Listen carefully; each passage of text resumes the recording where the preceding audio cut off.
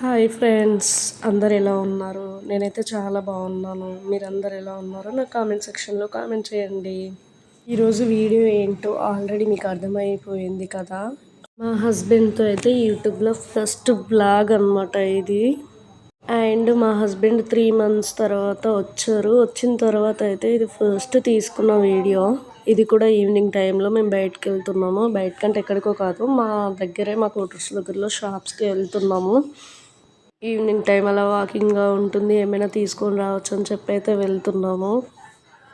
ఇప్పుడైతే మేము ready అయినాము, start అయిపోతున్నాము. నిజంగా అసలు 3 months ఎలా గడిచిపోయాయో ఏమో, ఏం అర్థం కాలేదు నాకైతే మాత్రం. వచ్చిన రోజైతే హమ్మయ్య అనుకున్నాను. 3 months అసలు గుర్తులేదు ఎలా గడిచిపోయాయో అసలు అని. మేము రాజస్థాన్ వచ్చినాక అయితే అసలు బయటికి షాప్స్ ఎక్కడికి వెళ్ళలేదు, అసలు బయటికి కూడా వెళ్ళలేదు. ఈయన వచ్చిన నెక్స్ట్ డేనే అయితే వెళ్ళిపోయాడని చెప్పాను కదా మీకు. కాంప్లెక్స్ అయితే అట్లా వెళ్ళొచ్చినాం కానీ అన్నీ క్లోజ్ ఉండే ఆ రోజు. ఈరోజు అయితే వెళ్దామని చెప్పి వెళ్తున్నాము. నిజంగా మా హస్బెండ్ మమ్మల్ని 3 months వదిలేసి వెళ్ళిపోయినప్పుడు వామ్మో, డే అసలు గుర్తు పెట్టుకునేది, ఎప్పుడెప్పుడు గడిచిపోతుందా అని డైలీ కౌంట్ చేసుకునేది ఎన్ని డేస్ ఉంది అని. వచ్చిన వెంటనే అయితే అసలు ఇంత తొందరగా గడిచిపోయాయా అనిపిస్తుంది. అప్పుడేం అనిపించలేదు, ఏంటి ఎప్పుడైపోతాయో అని రోజు ఆలోచిస్తుండేదాన్ని. ఇప్పుడు అయిపోయిన తర్వాత మా హస్బెండ్ వచ్చాక మాత్రం ఏంటి ఇంత తొందరగా గడిచిపోయాయని అనిపిస్తుంది.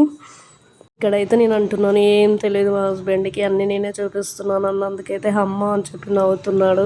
ఆల్రెడీ ఆయన అయితే వెళ్ళేసి వచ్చింది, కానీ మా ఫ్యామిలీతో అయితే ఫస్ట్ టైం అన్నమాట ఇది.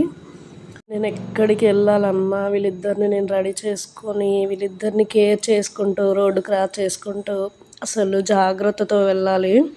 ఇప్పుడైతే మా హస్బెండ్ ఉన్నాడు కాబట్టి ఇద్దరిని ఆయనకే తగిలిస్తాను. నేనైతే ఎక్కడికన్నా వెళ్ళాలి అని ఉన్నా ఒక్కరిని నేను రెడీ చేసిన ఒక్కరినైనా రెడీ చేస్తాడు. అంత ఏమి ఇబ్బంది ఉండదు నాకైతే. కానీ ఎప్పటివి అప్పటికే ఉంటాయి కదా. హస్బెండ్ ఉన్నప్పుడు ఒకలాగా ఉంటాం, లేనప్పుడు ఒకలాగా ఉంటాం. అప్పుడేమో డిపెండింగ్గా ఉంటాము, లేనప్పుడేమో అసలు ఎవరు లేరు కాబట్టి మనం ముందు జాగ్రత్త పడతాం. కాంప్లెక్స్కి అయితే వచ్చేసినాం. వచ్చిన తర్వాత ఇది మాత్రం ఫుడ్ ఏరియా అనమాట. కానీ మా బ్యాడ్ లక్, ఏమైనా ఉంటే తిందాం అనుకున్నాం కానీ క్లోజ్ అయితే చేసి ఉంది. అందులో అయితే అన్నీ దొరుకుతాయి, నాన్ వెజ్తో చేసిన ఐటమ్స్, వెజ్తో చేసిన ఐటమ్స్, సమోసా, పానీపూరి, ప్రతిదీ అయితే ఉంటాయంట. నేనైతే ఎప్పుడు తినలేదు, హస్బెండ్ లేరు కాబట్టి నాకు అందులో వెళ్ళే అంత డేర్ అయితే లేదు. నార్మల్గా అయితే ఐస్ క్రీమ్స్కి, ఏమైనా పిల్లలకి చిన్న నార్మల్గా వెళ్ళినా కానీ అక్కడే కూర్చొని అయితే తినైతే ఎప్పుడు రాలేదు. ఇంకా అక్కడ క్లోజ్ అయిందని చెప్పి ఇంకో దాంట్లోకి అయితే వెళ్ళాము. ఐస్ క్రీమ్ తిందాము అని చెప్పి అయితే వెళ్ళాము. ఐస్ క్రీమ్ అయితే మాకు నచ్చిన ఫ్లేవర్ అయితే లేదు. ఇంకా సరేలే అని చెప్పి ఇంకోటి ఉంది కదా షాప్ అని చెప్పి ఇంకో దానికైతే వెళ్దామని చెప్పాడు.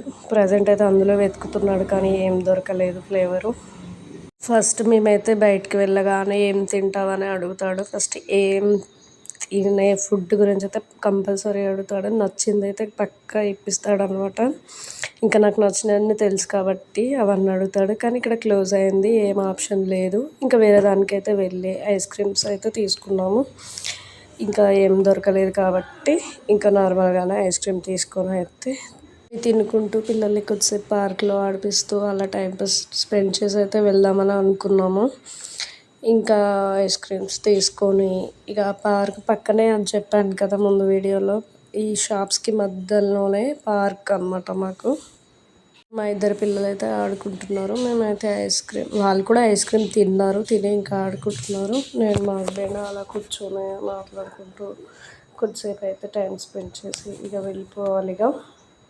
మా పిల్లలు అయితే డాడీ లేనప్పుడు ఒకలాగా ఉన్నారు, డాడీ వచ్చినాక ఒకలాగా ఉన్నారు. ఎంతైనా వాళ్ళ డాడీ ఉంటే అదొక హ్యాపీనెస్ వేరు కదా. వాళ్ళ డాడీ లేనప్పుడు ఎంతలో ఉండాలో అంతే ఉండదు, వాళ్ళ డాడీ వచ్చాక ఇంకా చేంజ్ అయిపోయారు.